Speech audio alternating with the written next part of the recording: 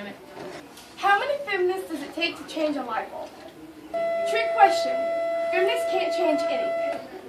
I personally find this quote-unquote joke ironic. For the fact of women, especially feminists, have done so many things to change the rights of women and for gender equality. The joke can lead way into many parts of society, from sexism to equality to many issues with society. The fact is, sexism has been around since the beginning of time. My question is it fair to give lesser rights to a group that makes up the majority of this nation? I have a dream that one day this world will treat women equally and with the respect that they deserve. Women have faced a constant struggle since 1848. In 1848, the first Women's Rights Convention was held in Seneca Falls, New York. At this convention, the Declaration of Sentiments was created. This declaration led to women being able to serve on juries and the creation of the NAWSA, also known as the American Women's Suffrage Association.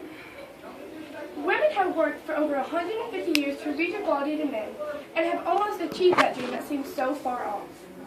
Women still don't receive equal pay as men in many careers.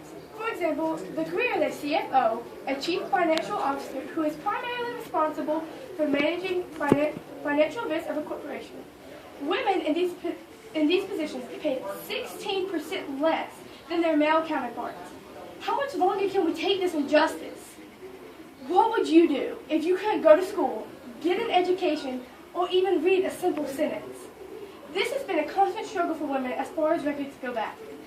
From the times of the Greeks and Spartans, women haven't been eligible to receive an education, while boys were able to go to school and receive basic studies, while young girls and women were at home learning how to cook, clean, and take care of children. Though later on this began to change, and the amount of women getting an education increased.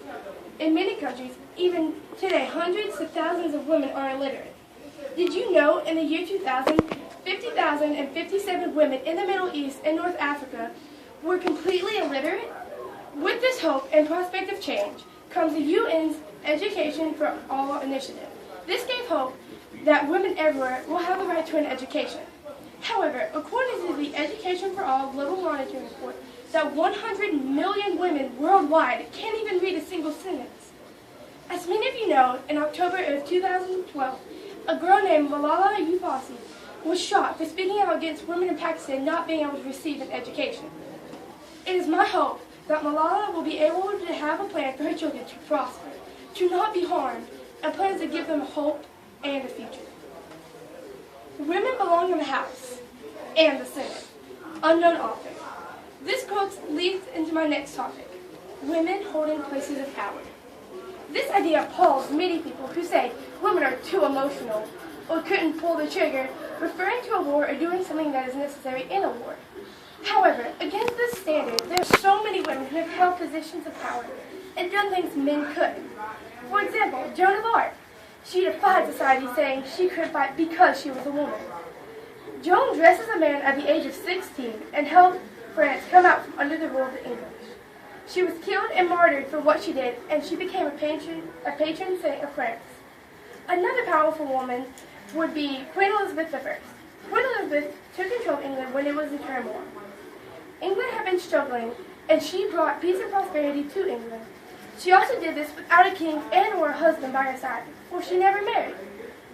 There are countless other strong, independent women throughout history. My dream is one day on a sunny yet chilly January 20th in Washington, D.C., with hundreds of millions watching, a woman will be inaugurated with the first man by her side. I have a dream that women will no longer be objectified.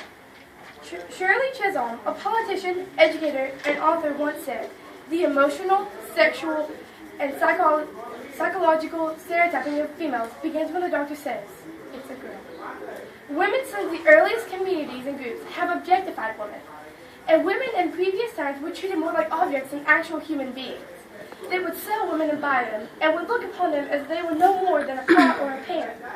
Women were viewed as no more than a possession with no feelings or rights. Although this thought is taboo for the majority of Americans, this ludicrous belief is ongoing in many societies. This idea, or some form of it, is still apparent around the world. Women nowadays are still still objectified for their bodies.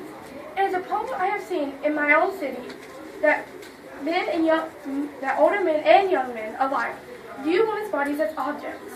This is also referenced as sexual objectification, where someone treats another person, regularly a female, as a sex object. Another issue is dehumanization, which can happen outwardly or inwardly, that makes a person think of another person, group, or themselves as an object. Women are commonly dehumanized by pornography, viewing them as submissive sexual objects. Women often dehumanize themselves as well. This happens because of the way society makes them feel about their bodies. So women look at their bodies in a third-person perspective. To the young men, when you have children, you won't want a boy talking about your daughter the way you talk about that girl, would you? For this, I will leave you with a quote from Naomi Wolf's book, The Beauty Myth, How Images of Beauty Are Used Against Women. Women who love themselves are threatening, but men who love real women, more so. I have a dream today. I have a dream that one day our children will learn not only of the struggle that women face, but the inexcusable situations that some women endure.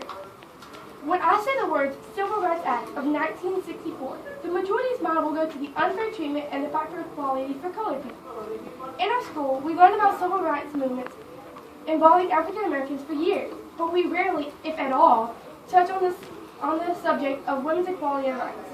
You see a group of African Americans and ask them if they're for equality of races. They will all say yes, and some of them might talk about their fight that their ancestors went through. However, if you ask a group of young women, are you a feminist? How many of them are likely to say yes and be able to tell you about the fight for equality? Maybe 1 in 100? 1 in 1,000? I think the problem is a lack of education and information on feminism and gender equality. As a modern example, the actress Shailene Woodley, who plays Trish Pryor in Divergent and will soon play Hazel Grace in The Fault in Our Stars, was asked if she was a feminist and said no. She was bombarded with angry letters and replies to this. One of the replies hit me, saying, "Young actresses, before you sound off feminist and how you are not one, please figure out what feminism is." The problem again is not truly knowing what feminism is. Most people think feminism is women being greater than men. However, this is not the case. The definition of feminism is the advocacy of women's rights on the grounds of political, social, and economic equality to men. I have a dream today. I have a dream that one day women will receive equal pay as men. Although this situation has gotten better, the unfairness still exists. I have a dream that salaries for men and women in the same career will be commensurated with equal experience and education. In 2010, the median pay for full-time, year-round workers was $42,800 for men and $34,700 for women. In 2010, men who worked year-round got paid 19% more than women who worked full-time with the same education and career. Why is it that someone who did the same amount of work with the same level of education get paid less because of their gender, which they can't decide? This is my hope and faith. With this faith, we will be able to demolish the standard that women are held to. This will be the day when women everywhere will rejoice. Women will be treated equally and will be treated with respect. Women everywhere will be able to receive an education. This will be the day women everywhere will have equal rights and can hold places of power. This will be the day when women are viewed as human beings and not objects. This will be the day women and men will receive equal pay. This will be the day men and women of every ethnicity, every denomination, of every culture can hold hands and stand together singing, "Listen, hear our Father call. Love one another. In our darkness, love is light. In our wrongness, love is right. In our weakness, come, unite. Love one another."